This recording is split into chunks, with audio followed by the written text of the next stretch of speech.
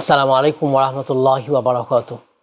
আলহামদুলিল্লাহি ওয়াহদা ওয়াসসালাতু ওয়াসসালামু আলা আবদিহিল মুস্তাবা আল মুস্তাফা ওয়া আলা আলিহি ওয়া সাহবিহি রাশাদা।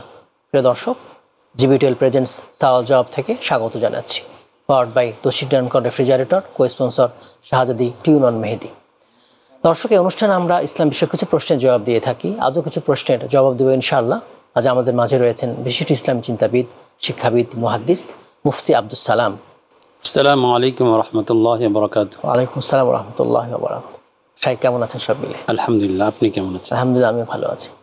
আজকে যে প্রশ্ন দিয়ে আমরা শুরু করতে চাচ্ছি, সিয়ামের সময় দিনের বেলায় ওই স্বামী স্ত্রীর অন্তরঙ্গ হওয়া, চুম্বন, আলিঙ্গন, এসব ব্যাপারে ইসলাম কি বলছে?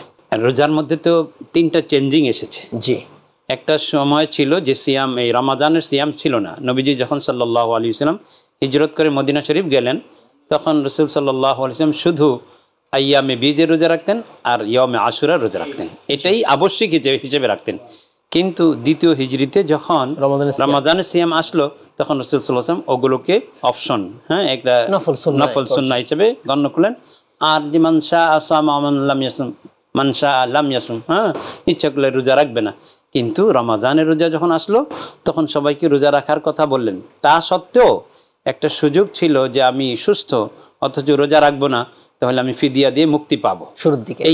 শুরুর দিকে এমন একটা সুযোগ ছিল। কিন্তু এটাও আবার রহিত হয়ে গেল যখন আল্লাহ বললেন, ফামান শাহিদা মিনকুমুশ শাহরা ফালিয়াসুমহু, মাহে রমাদান পেলে তুমি সুস্থ, তাহলে তোমাকে রোজা রাখতে হবে। ওই যে অপশন ছিল, এটা এখন ফিদিয়া দিয়ে হবে না এখন। এরপরে আবার যখন মাহে রমাদানের সিয়াম সবার উপর আবশ্যিক হয়ে গেল, তখন আবার কথা ছিল, বিষয়টা এমন ছিল যে ঘুমানোর আগ পর্যন্ত খাওয়া যাবে। ঘুম শুরু হয়ে গেল, রোজাও শুরু হয়ে গেল।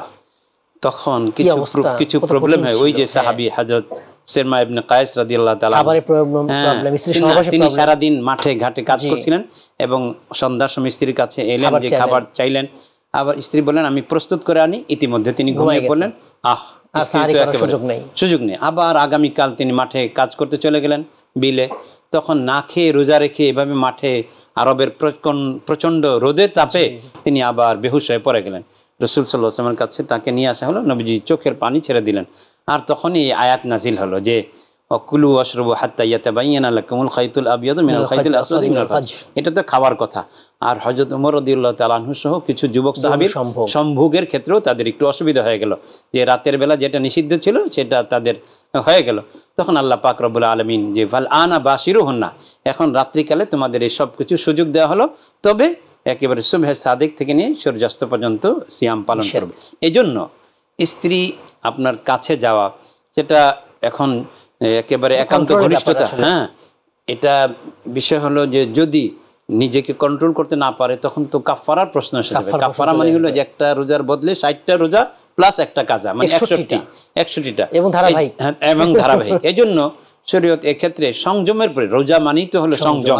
এজন্য সিয়ামের যে শরঈ সংজ্ঞা আছে, তার মধ্যে আল ইমসাক আনিত তুআম ওয়াস শারাব ওয়াল জিমা, যে সম্ভোগ এবং কামাচার পানাহার, দুইটা কথা, এর থেকে বিরত থাকার নাম। সুতরাং যদি আমি মাহে রমজানও দিনের বেলায় সেটা করি, তাহলে তো সিয়ামের মূল উদ্দেশ্য সাধিত হলো না। নিজেকে যদি কেউ কন্ট্রোল করে রাখতে পারেন আর একান্ত কাছাকাছি হন, তাহলে ভিন্ন কথা, সেটার সুযোগ আছে। কিন্তু ওই ক্ষেত্রে আশঙ্কার সম্ভাবনা বেশি থাকে বিধায় ওলামায়ে কেরাম বলেন একটু বিরত থাকাই ভালো হবে। এবার জিজ্ঞেস করবো যে প্রশ্নটা, বিয়ের কথাবার্তা চলছে, প্রস্তাব দিয়েছে, এখন সিয়াম অবস্থায় এই মেয়ের সাথে কথা বলা যাবে কিনা, ফোনে, মোবাইলে? দেখুন, বিয়ের ওই কথাবার্তা চললেই কিন্তু উক্ত নারী আপনার বউ হয়ে গেল না। এই বিষয়টা আমাদের সমাজে খুবই কুসংস্কার, যে বিয়ের কথা হচ্ছে তার মানে এখন এরা একসাথে ঘুরতে যাওয়া, চলাফেরা করার একটা স্বাধীনতা পেয়ে যায়। এটা সম্পূর্ণই হারাম। এখনো বিয়ের আগদ কালেমা হওয়া পর্যন্ত, ইজাব কবুল হওয়ার আগ পর্যন্ত এরা অপরিচিত আজনাবিয়া, ভিন পুরুষ ভিন মহিলা, বেগানা পুরুষ মহিলার মধ্যেই গণ্য হবে। সুতরাং বিয়ের কথাবার্তা চলছে, আবার এমনিতেই রমজান মাস, এখন যদি ইজাব কবুল কলমা কাবিন ছাড়া শুধু আপনারা কথা বলতে থাকি, আমরা এভাবে কথা বলতে থাকেন, তাহলে এটা তো রোজা রেখে তো মারাত্মক অন্যায়ের মধ্যে, কবিরা গুনাহের মধ্যে পড়ে যাবে। এটা থেকে বিরত থাকা অবশ্যই উচিত। আর বিয়ে এত লম্বা করা ঠিক না, কালিমা করে ফেলা উচিত। তারপরে বিয়ে তো সহজ জিনিস। নবীজি সাল্লাল্লাহু আলাইহি ওয়াসাল্লাম ইরশাদ করেছেন যে লাম তারা লিল মুতাহাব্বাইনি মিসলান নিকাহ, দুজন ভালোবাসার লোকের মধ্যে ঐক্য বন্ধন ঠিক রাখার জন্য বিবাহের চাইতে সুন্দর আর কোনো পদ্ধতি নেই। সুতরাং তারা এক পরিবার আরেক পরিবারের কাছাকাছি হয়েছে, ঘনিষ্ঠ হয়েছে, ভালোবাসা দেখাইছে, সুতরাং প্রদর্শন করার এর জন্য একটা আগদ করে ফেলা ব্যাস যথাযথভাবে এখন হালাল হয়ে গেল। এখন তারা কোথায় যাবে না যাবে এটা কোনো ব্যাপার হবে না। এবার জিজ্ঞেস করবো যে প্রশ্নটা, সিয়ামের বেলা দিনের বেলায় মেয়ের বা মহিলারা কসমেটিক্স এগুলো ব্যবহার করতে পারবে কিনা, সিয়াম ভাঙবে কিনা? না, একান্ত প্রয়োজনে কসমেটিক তো ব্যবহার করতে পারবে, কিন্তু সিয়ামের মাসে কসমেটিক জীব ও জিনাত মানে একেবারে সৌন্দর্যের সামগ্রী এগুলোর মধ্যে মন থাকলে তো কোরআনে কারিমে তিলাওয়াত ইবাদত বন্দিগির দিকে খেয়াল যাবে না। এই জন্য দুনিয়ার পরিচর্যার বিষয়গুলোকে একদিকে রেখে আখেরাতের পাথেয় সংগ্রহ করার জন্যই তো মাহে রমজান আসে আমাদের। সুতরাং একান্ত প্রয়োজন না হলে কোনো মহিলা এগুলো ব্যবহার করবেন না, তবে করলে তার রোজা ভেঙে যাবে এমন কথা নয়, রোজা ভাঙবে না। জাযাকুমুল্লাহ খাইর। রমাদানের দিনের বেলা স্ত্রীর পাশে ঘুমানো কি স্বামীর জন্য জায়েজ হবে? এটা আমরা আগেই বলেছি, আসলে জায়েজ তো হবে। হ্যাঁ, ওয়ান্তুম ফালআনা বাশিরুহুন্না ওয়াবতাগু মা কাতাবাল্লাহু লাকুম, আল্লাহ তো অনুমতি দিয়েছেন, কিন্তু দিনের বেলায় আপনার এই অনুমতিটা চূড়ান্ত পর্যায়ে যেন না যায়, এই জন্য বিরত থাকতে পারলে ভালো। কারণ স্ত্রী কাছে থাকলে তো শয়তান ওয়াসওয়াসা দিতেই পারে। হ্যাঁ, যে হযরত একজন সাহাবী রাসূলুল্লাহ সাল্লাল্লাহু আলাইহি ওয়াসাল্লামের কাছে এসে বললেন, ইয়া রাসূলুল্লাহ হালাকতু মা আহলাকাকা। হ্যাঁ, তখন নবীজি সাল্লাল্লাহু আলাইহি ওয়াসাল্লামকে তিনি উত্তর করলেন, ইয়া রাসূলুল্লাহ ওয়াকাতু আলা ইমরাতি ফি নাহারি রমাদান, রমজানের দিনেই আমার এই অসুবিধা হয়ে গেছে স্ত্রীর সাথে। তখন নবীজি সাল্লাল্লাহু আলাইহি ওয়াসাল্লাম তাকে কাফারা দেওয়ার কথা বললেন। তো কাফারার যা দিয়ে দিবেন তার কিছুই তার কাছে উপস্থিত ছিল না। তো বললেন, ইয়া রাসূলুল্লাহ এগুলি কি আমি কাকে দেব? তখন বললেন যে গরিবদেরকে দাও। তখন তিনি বললেন যে মদিনার এই পাহাড় থেকে নিয়ে ওই পাহাড় পর্যন্ত আমার চেয়ে দরিদ্র আর মা বাইনা লাবাতেই আফকারা মিন্নি, আমার চেয়ে দরিদ্র কেউ নেই। নবীজি হেসে দিলেন যে আচ্ছা তাহলে তুমি খাও, তুমি তোর পরিবার খাও। হ্যাঁ খাও। তাহলে আসলে বিষয়টা হলো যে স্ত্রী থেকে দিনের বেলা দূরে থাকাটাই ইসলামের উদ্দেশ্য, রোজারও উদ্দেশ্য তাই, কারণ শয়তান ওয়াসওয়াসা দিয়ে আমাকে আরো গভীরে নিয়ে যেতে পারে। হাসান, তা ফরজ গোসল করতে বিলম্ব করলে এমনকি ফজরের রক্ত হয়ে গেলেও সিয়াম নষ্ট হবে কিনা?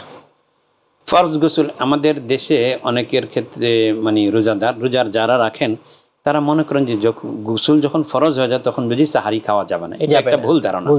বরং হ্যাঁ, যখন গোসল ফরজ হয়ে যায় তখন তো নাপাক অবস্থায় না থাকাই উত্তম, তাড়াতাড়ি করে নেওয়া। কিন্তু একজন ঘুমিয়ে পড়লেন, এখন দেখলেন যে আর সাহারি 10 মিনিট আছে, তো উনি তো আগে গোসল করলে সাহারি করতে পারবেন না, এই জন্য সাহারি খেয়ে আলহামদুলিল্লাহ এরপর আপনি গোসল করে নামাজ আদায় করেন। অনেক সময় আছে, লম্বা সময় আছে। এজন্য যদি গোসল ফরজ হওয়া অবস্থায় সাহারি খেয়ে নেয় বা আপনি অন্য কিছু করে, এটার দ্বারা মানে রোজার কোনো ক্ষতি হবে না। হাসান, তা রাতের বেলা সহবাস করার পর কখনো কখনো দিবা ভাগে জরায়ু থেকে স্পাম বের হয়, বীর্য বের হয়, এতে কি সিয়াম ভাঙবে কিনা? এটা মহিলাদের তো আপনার শুধু কোনো বিশেষ সময় যে মেন্সের বা নিফাসের সময়, এই সময় রোজা না রাখার বিধান আছে, কিন্তু এইটা তো ইস্তিহাজা হিসেবে গণ্য হবে, এটার মধ্যে কোনো অসুবিধা নেই। হইলে পরে রোজা ভেঙে যাবে, এর কোনো সমস্যা নেই। উনি এই সংক্রান্ত আরেকটা প্রশ্ন করেছেন যে অবস্থায় সালাতের জন্য নামাজের জন্য গোসল করা ফরজ হবে কিনা? তা তো অবশ্যই সালাতের না, যে গোসল করে ফেলছেন, হ্যাঁ উনি তো গোসল করে ফেলছেন, এখন এই খুন হওয়ার দ্বারা এই বা এখন গোসল লাগবে না তাকে। হ্যাঁ, জাযাকুমুল্লাহ খাইর।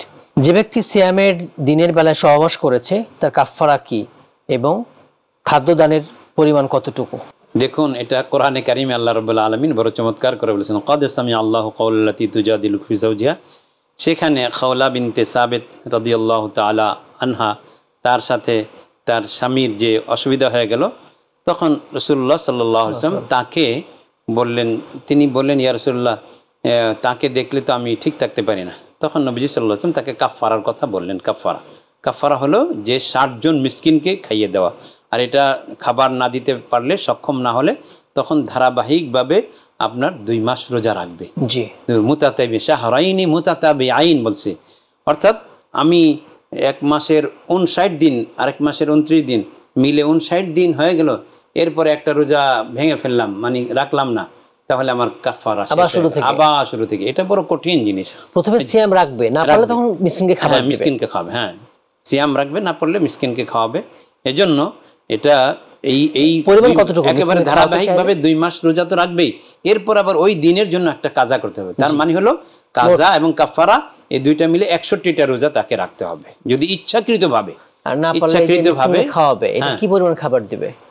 সাদাকাতুল ফিতির পরিমাণ মিনিমাম, যে সাধারণত একজনের পরিবার একটা সিয়ামের জন্য মিনিমাম দিতে হবে সাদাকাতুল ফিতির, বরং সাদাকাতুল ফিতির চাইতে বেশি। কারো যদি সঙ্গতি কম থাকে তাহলে তাকে মিনিমাম সাদাকাতুল ফিতির পরিমাণ না দিলে তার কাফারা আদায় হবে না। মোহতারাম, এবার যে প্রশ্নের জবাবটা আমরা জানবো, সিয়াম অবস্থায় দিনের বেলায় স্বপ্নদোষ হয়েছে, তাহলে তার ক্ষেত্রে সিয়াম ভাঙবে কিনা? আবার অনেকের স্বপ্নদোষ হওয়ার পরে দেখা যায় যে কোনো চিহ্ন পাওয়া যায় না পোশাকের ক্ষেত্রে, সেটার বিধান কি হবে? দেখুন, আসলে স্বপ্ন দোষ হয়ে যাওয়াটা এটা কারো এখতিয়ারভুক্ত নয়, এটা সম্পূর্ণ চিন্তা চেতনা থেকে আসে। এখন কারো যদি নাইট প্রেশার হয়ে যায় বা ডে প্রেশার হয়ে গেল, তাহলে এটা যেহেতু তার অনিচ্ছাকৃত ইচ্ছার বিরুদ্ধ কাজ হয়েছে, এই জন্য রোজা সিয়াম পালনরত অবস্থা এটা হলেও রোজার কোনো ক্ষতি হবে না। পোশাকে অনেক সময় চিহ্ন পাওয়া যায় না। হ্যাঁ, পোশাকে চিহ্ন পাওয়া যদি না যায় তাহলে শুধু স্বপ্নের কোনো ধর্তব্য হবে না, বরং স্বপ্নটা ধর্তব্য হবে তখনই যখন আল বিল্লা ইদা উজিদাতিল বিল্লা ফি সিয়াব, কাপড়ের মধ্যে যখন আর্দ্রতা অনুভূত হয়, দেখা যায়। যদি আর্দ্রতা না পাওয়া যায় তাহলে এটা স্বপ্ন বলে গণ্য হবে না। জি। আসান্তা, স্ত্রীকে চুম্বন করলে কি রোজা ভেঙে যায়? রোজাদার ব্যক্তি স্ত্রীকে চুম্বন করার ফলে যদি বীর্যপাত হয়ে যায় তাহলে কি হবে? হ্যাঁ, রোজাদার ব্যক্তি স্ত্রীকে চুম্বন করতে পারবেন, তাকবিল কিস করতে পারবেন, কিন্তু আমরা বলে আসছি যে এটার দ্বারা সতর্কতা অবলম্বন উদ্দেশ্য, কারণ এর দ্বারা আরো গভীরে যাওয়ার আশঙ্কা রয়েছে।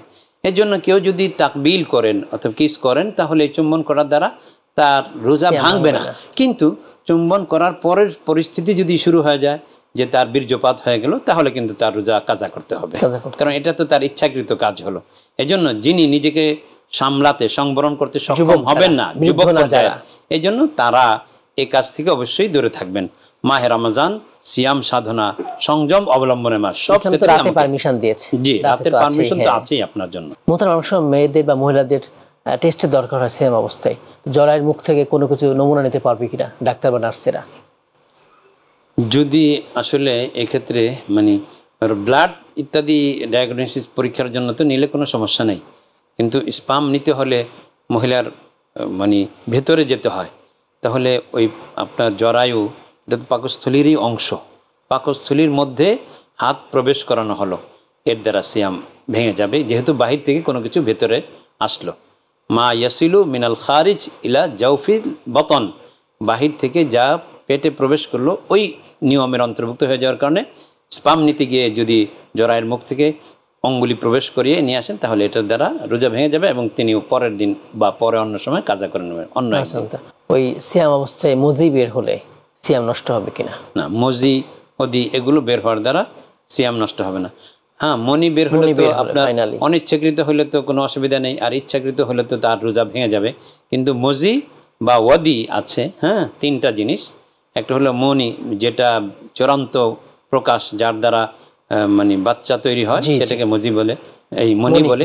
মনি আর মজি আর ওয়াদি, যে আগের অবস্থাগুলো পেশাবের পরপর যেটা বের হয় মজি, যার দ্বারা আপনার শরীরের মধ্যে কোনো ক্লান্তি আসে না, এগুলো বের হওয়ার দ্বারা রোজার কোনো ক্ষতি হয় না। ক্ষতি শুধু মনির ক্ষেত্রে, মনির ক্ষেত্রে হবে, ইচ্ছাকৃত গোসল লাগবে। হ্যাঁ, মোহতারাম, আপনি আমাদের মূল্যবান সময় দিয়েছেন, মূল্যবান প্রশ্নের জবাব দিয়েছেন, জাযাকুমুল্লাহ খাইর। ধন্যবাদ আপনাকে। দর্শক, আপনারা এতক্ষণ দেখছিলেন জিবিটিএল প্রেজেন্স সওয়াল জবাব, পাওয়ার্ড বাই তোশিন ডনকন refrigerator, co-sponsor Shahzadi tune on Mehedi. আজ আমরা সিয়াম বিষয়ক অনেকগুলো প্রশ্নের মাসলা মাসিল জেনেছি। আসুন দিন আমরা জেনেই মানবো। আল্লাহ তাআলা আমাদের তৌফিক দান করুন। আমিন। আসসালামু আলাইকুম ওয়া রাহমাতুল্লাহি ওয়া বারাকাতুহু।